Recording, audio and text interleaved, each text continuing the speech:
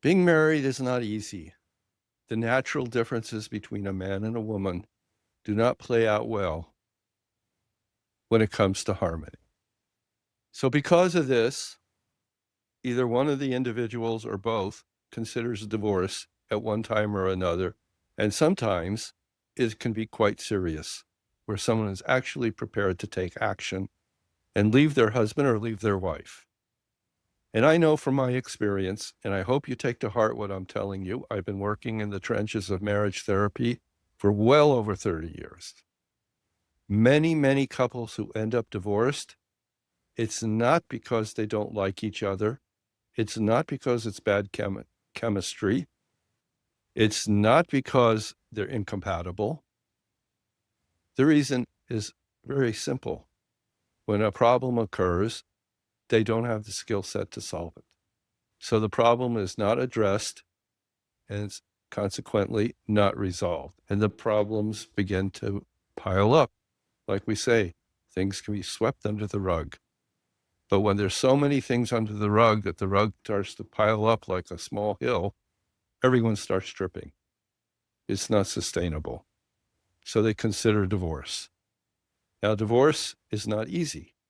Some people are able to carry through with that, but other people get stuck in a marriage where there is no love, no respect, no care, no consideration between the husband and the wife, or at least between one individual and the other. I want to impress upon you that if you sense your partner is considering a divorce, it's an urgent situation. If you turn away from it and ignore it, don't pay attention to the signs, it can get much, much worse, even to the point where they take action, perhaps even behind your back, so you have no red flags to even notice as the process is already progressing. So what you need to do is to take action immediately, as soon as you have a sense that something's wrong. I'm going to give you 3 steps of what you can do to help turn around the situation and convince your husband or wife that staying in the marriage is a legitimate and reasonable option.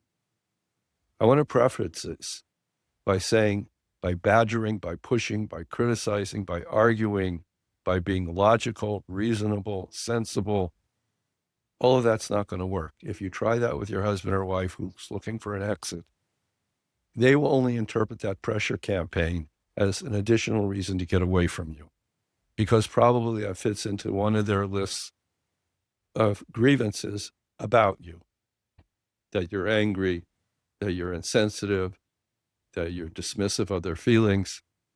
Of course, there has to be a little bit of reality check. We're not talking about living in la la land, but that cannot be the approach. The approach has to be one of understanding and validating. So here are the 3 steps. The first step is to really listen to your partner. Ask him or her, what is it that's disappointing to you? What is it that's frustrating for you? What is it that you don't like about the way I am with you or with the other members of our family? You need to empty out your mind and not listen as people typically listen. As they're hearing another person, they're already formulating in their mind their response, which means they're not actually listening to the other person. They're prioritizing their own thoughts and feelings. That's not the kind of listening that's going to help. You have to empty your mind out completely, hear the words of your partner, prove that you're listening by summarizing his or her points as evidence, like a receipt, that you've received it. And then you can say something along the lines of, given the way you're looking at it or the way you've experienced this, I understand why you would feel the way you do. That's called validating, and that's very important. And you have to remember that this is your partner who wants to exit. It means they probably don't feel safe or comfortable, but you're going to have to find a way to self-discipline yourself. Otherwise, you'll end up just making it worse.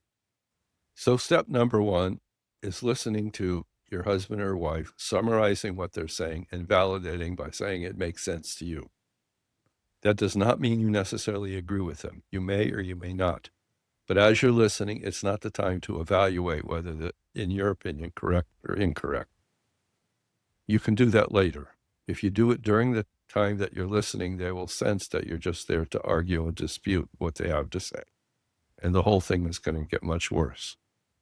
Step number 2 Take the information you have received from your partner, find a quiet corner or in your car where you're actually going to sit and think very carefully.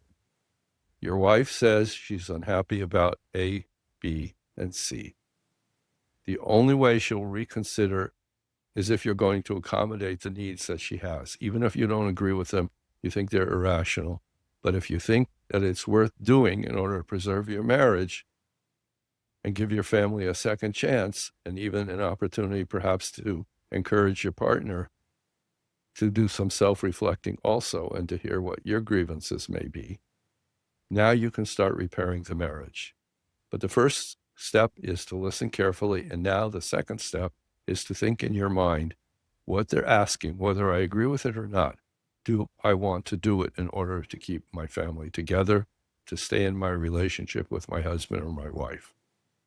If the answer is yes, and you actually have a commitment within yourself, and you actually have the resources to carry it out, what it is they want, now you're starting to formulate a plan. Step number 3, you go back to your partner, you tell them you've listened very carefully and you've considered everything they say, and you think that in order to save the marriage, in order to make them feel better, it's reasonable to accommodate them. What you're asking for is an opportunity to prove to them that things will be different going forward. So you can tell them, let's make a moratorium for a period of time that we can agree upon. It could be 2 months, 3 months, whatever we agree. And then we'll sit down together and we'll figure out whether we want to continue as a couple or end it. Or you might say to them, how about finding a good marriage therapist and going for marriage therapy to get help with our communication, help with anger management? Or another option would be, how about if we have weekly or biweekly check-ins? Write down on a piece of paper what I'm telling you I'm going to change, and give me some feedback once or twice a week so I know how I'm doing and I know whether I'm fulfilling the things that you need in order to feel comfortable maintaining the relationship that we currently have. Now, sometimes people are so upset and aggrieved they can't even listen if you present that to your partner. But you have to just do your best and try. It's no guarantee. But if you're sincere and you're honest and you don't make any counter demands, I will do this if you do that, but you just give it as a gift to your husband or a gift to your wife because this is what they need, you do your best. That's all I can say. We cannot control other people. All we can do is try to respectfully and calmly influence them. Thanks for watching. I hope to see you in the next video.